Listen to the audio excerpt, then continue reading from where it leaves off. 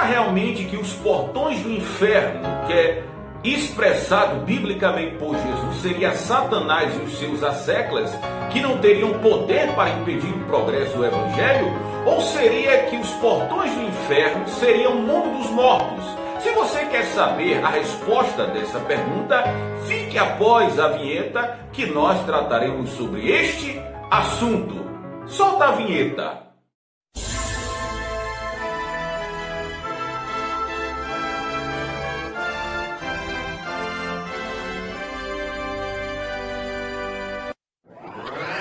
Os porquês da Bíblia.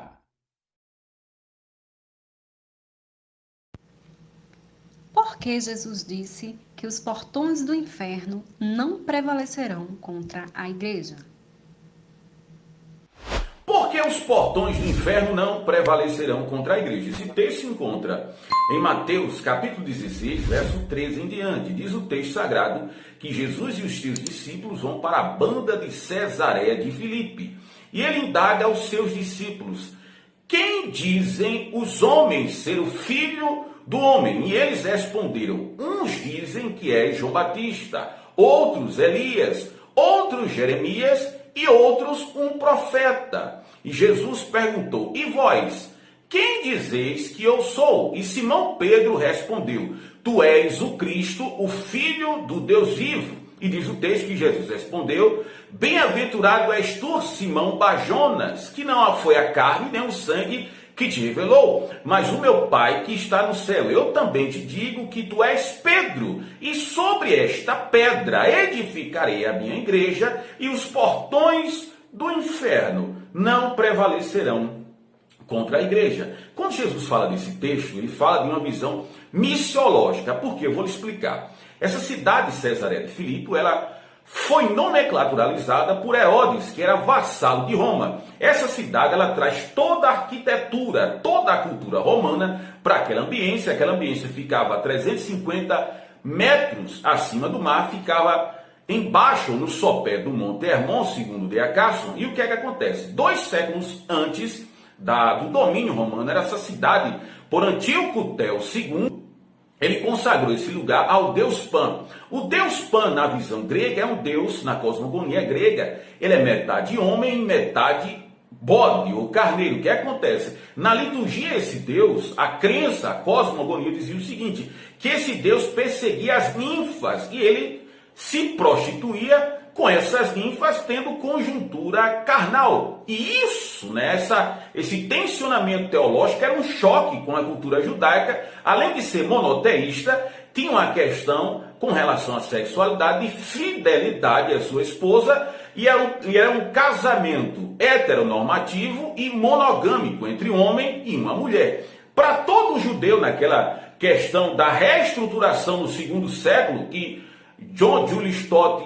Jr. fala no seu livro Fontes Judaicas do Novo Testamento, ele vai dizer que tudo isso que acontecia, essa reestruturação teológica do 2º século, criando aquelas castas sectárias dos fariseus, dos saduceus, dos essênios, dos zelotes, isso era algo totalmente repudiado. E o que acontece?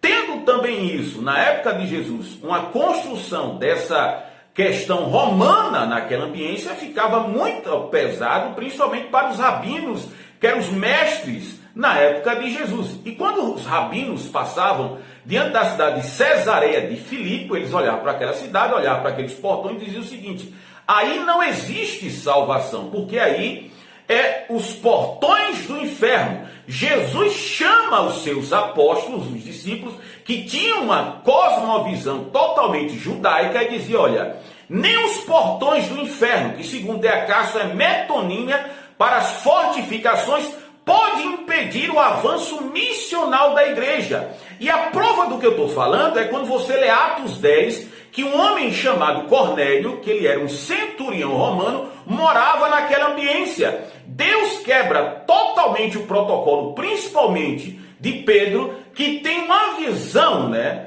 um êxtase em relação a um lençol que cai do céu com vários répteis e uma voz do céu dizendo para ele que mata e come. Ele diz: eu não posso comer tal coisa, eu nunca comi coisa tão impura. E Deus responde para ele e diz: Não diga que é impuro aquilo que Deus santificou. Deus estava falando acerca da casa de Cornélio. Por isso que no discurso de Pedro ele diz o seguinte: bem sei eu no início que Deus não faz acepção de pessoa. O portão do inferno nada mais é do que as pessoas que não conhecem a graça do Senhor Jesus Cristo. E o avanço desse evangelho, quando é pregado, esses portões, onde as pessoas ainda não conheceram a graça de Deus com a chave, né, que liga as coisas na terra e liga as coisas no céu, com essa chave que é o evangelho da graça de Deus, pessoas, por mais ímpias que sejam, ou por mais degeneradas que sejam, elas podem ser alcançadas pela graça do Senhor e Salvador Jesus Cristo. Por isso que Paulo disse em Colossenses 3,11: não há judeu, grego, circunciso ou incircunciso, cita o bárbaro, escravo ou livre, Jesus Cristo é tudo em todos. Você vê Romanos 1,16, Paulo também dizendo efetivamente no texto o seguinte: que eu não me envergonho do evangelho, porque é poder de Deus para a salvação de todo aquele que nele crê,